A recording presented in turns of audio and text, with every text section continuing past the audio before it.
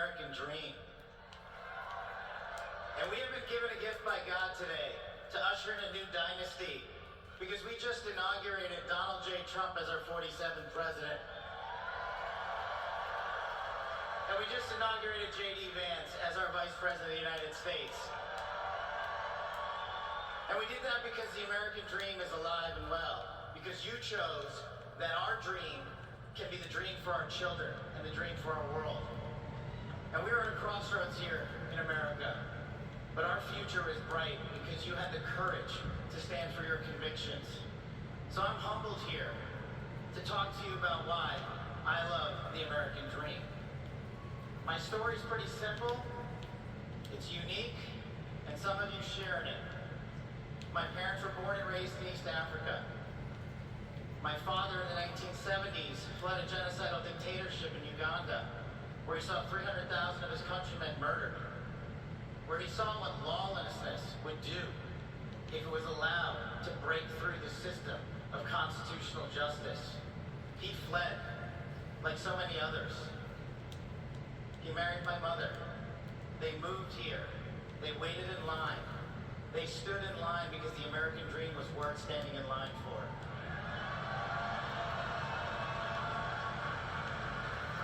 That dream is woven into the fabric of this nation, and our immigration policy is the greatest policy in the world. And now that we have Donald J. Trump and J.D. Vance, it will become the greatest policy in the world again.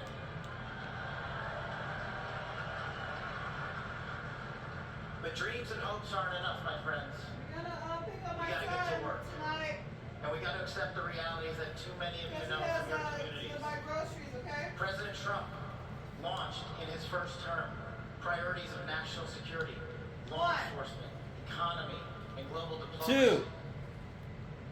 But now, we have to retread some of that.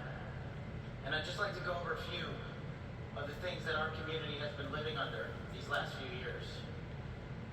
In the last calendar year alone, we had 100,000 drug overdoses.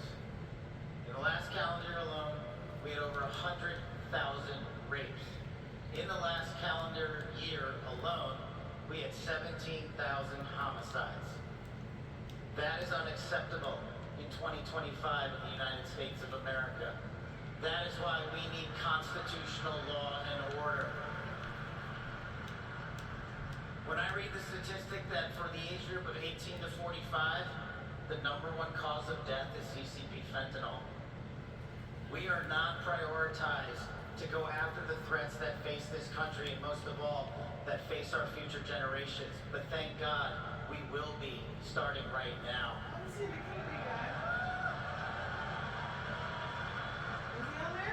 President Trump and J.D. Vance's leadership and administration will usher in the priorities that I cherished during my 16 years in government service. That we will always honor men and women who wear the cloth of our nation and stand on that wall and tell you nothing's getting by them tonight. And so to them, thank you.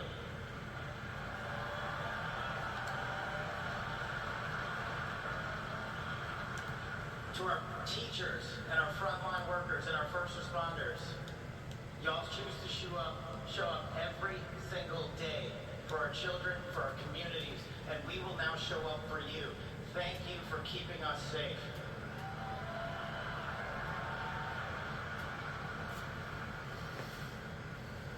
To the men and women in law enforcement, and maybe I'm biased on this one.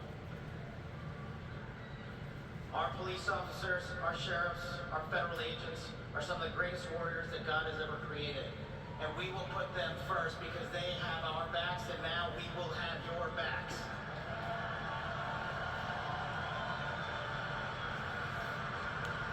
I am standing here because of the American dream. I am not standing here because of the color of my skin.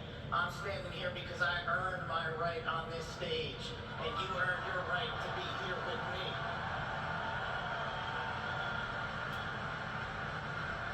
And I promise you this, with every fiber of my being, that our law enforcement, that our teachers, that our first responders, that our veterans, that our men and women in uniform, who dare to serve this country and put themselves below the rest of our needs will be reprioritized to the top of the heap because they are standing on that wall, and we will not let that light go dark on them.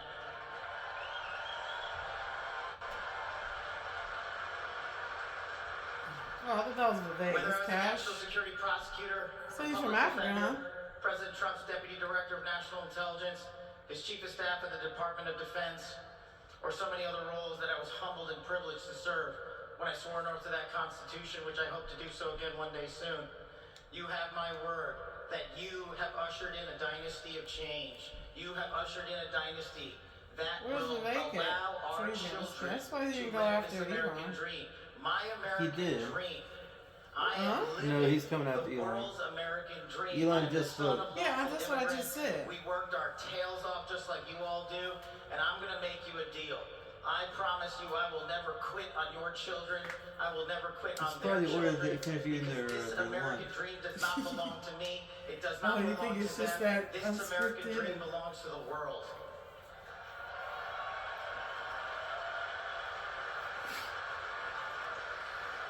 So in closing, I just want to tell you this. It's pretty cool to be speaking in Capital One Arena right before the boss.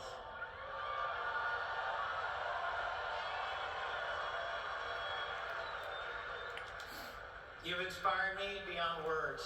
Your love, your devotion, your commitment to our country, everywhere I go, shows us that we are not only the beacon of hope, but we are the land of constitutional justice. We are the land under Donald J. Trump and J.D. Vance where we are going to end the two-tier system of justice. We are going to remove the weaponization of the intelligence community for political purposes. And we are going to put the men and women of America first.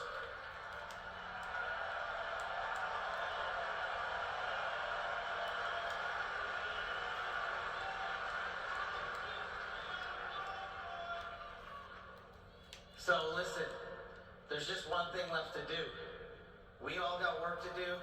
We've got the greatest president, the greatest vice president in the history of the world. And so I just need you all to do a little bit more.